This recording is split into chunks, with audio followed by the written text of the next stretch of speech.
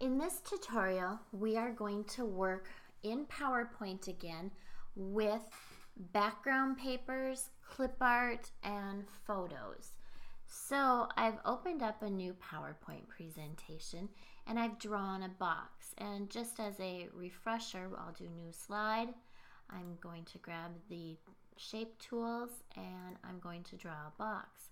Now, I want this box to be a little different than normal. So I double click on it to get my formatting toolbar. And again, I can change the line, I can change the fill. However, I don't want that fill. And I don't want any of these colors for fill. I want to do something a little different. I could go to more colors and I get the crayon box, but that's not what I want either, or either.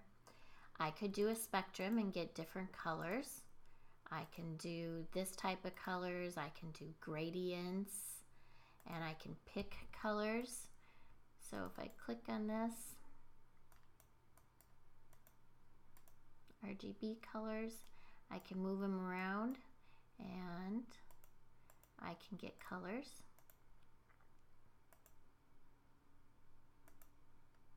And add colors to here. I have never actually done this on this. I can use this one to get colors, but that's not what I want. What I want is fill effects. And when I do that, I get a toolbar. Now, if you're on a Windows, it's going to look a little different, but you still have, actually you have a few more tools than on a Mac. So here again is that color, and I can make it transparent. So watch what happens when I go like 88%. It's very, very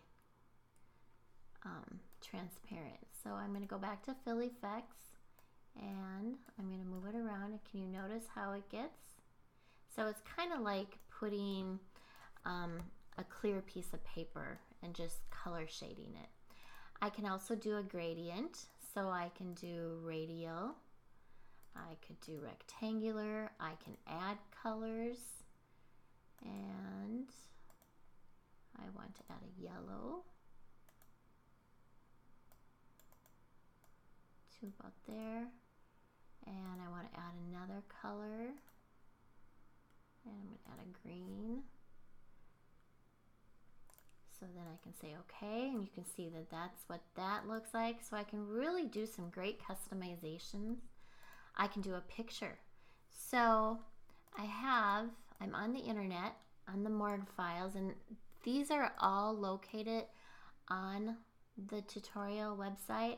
If you go down to digital images and fonts, you'll see different backgrounds from files. I've only got one right now.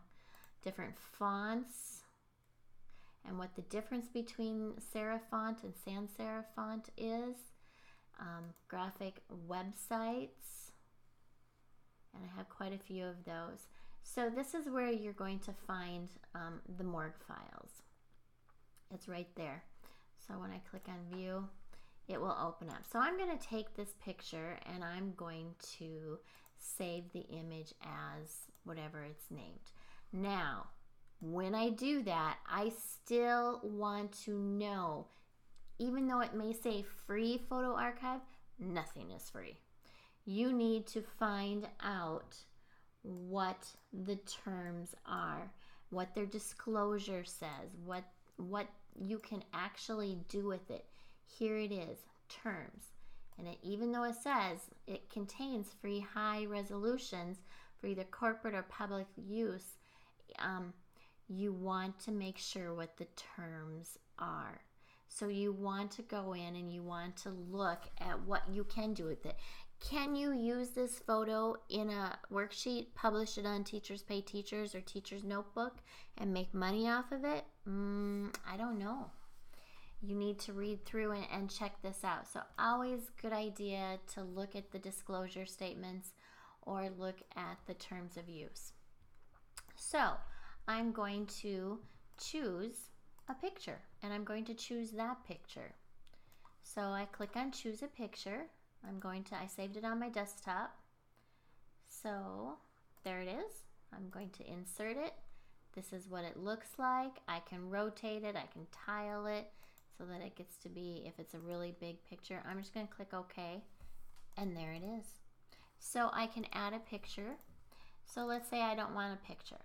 I'm actually going to leave that picture and I'm going to grab another box.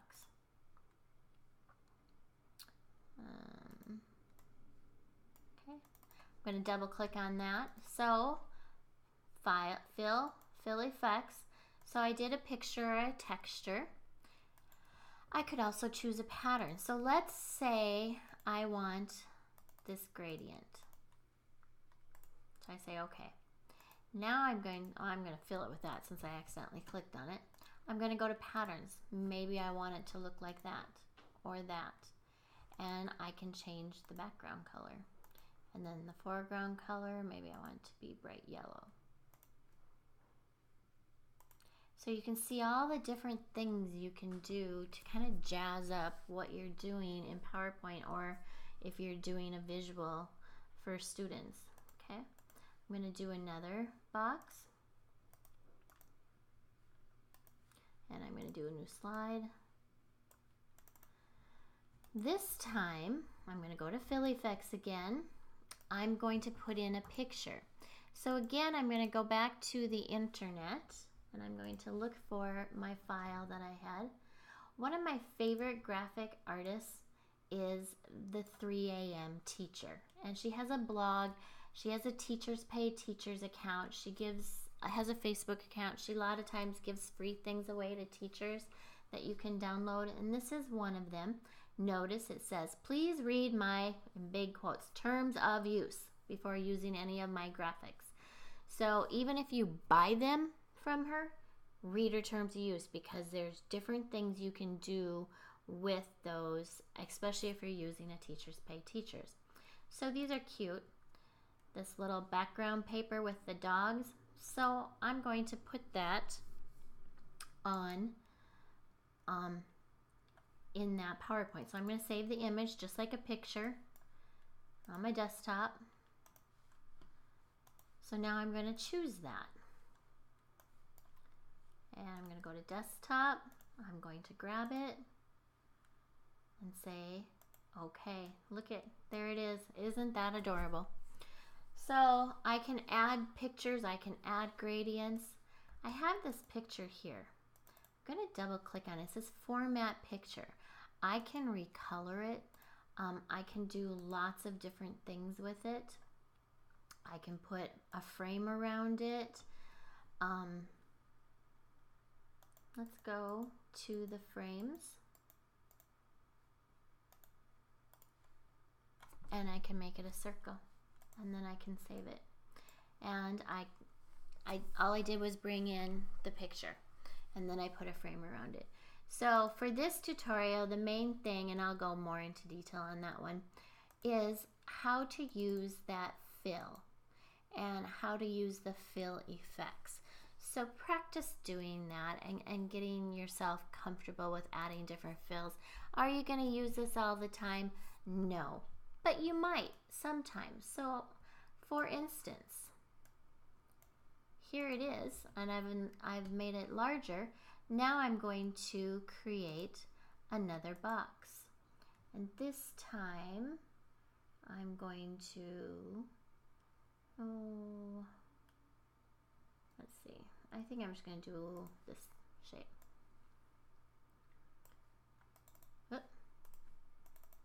And I'm going to fill this with white, and I'm going to have no line.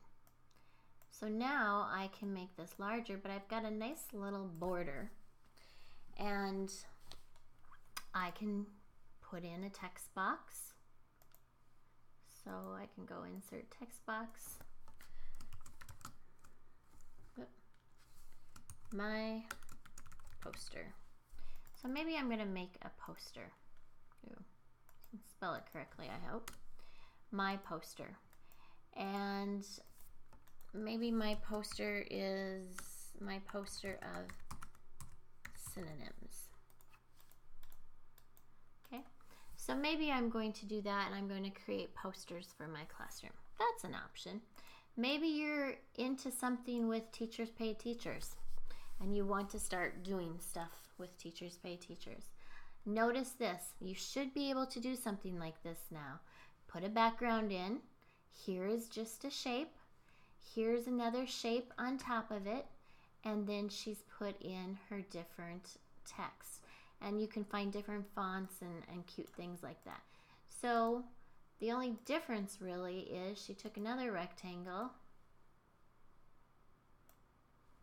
and she double clicked it, and she did no fill, but she did a line. And I'm not gonna do red, because red and green nobody will be able to read.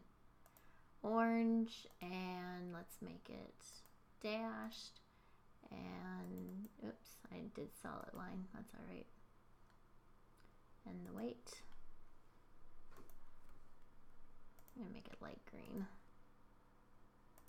and dashed. So you can get very, very creative when you're using PowerPoint for things. And the nice thing is I can do a new presentation. And let's say I've changed my mind. I've written a unit and I'm going to teach this with the kids. And all of a sudden I decide, no, I think this image fits better with this unit. I need to move this out of the way a little bit.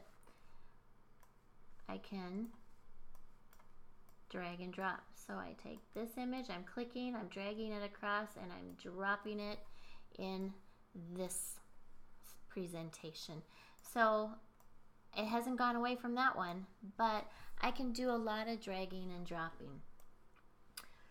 So that is all for this tutorial on how to use the fill effects. Until next time.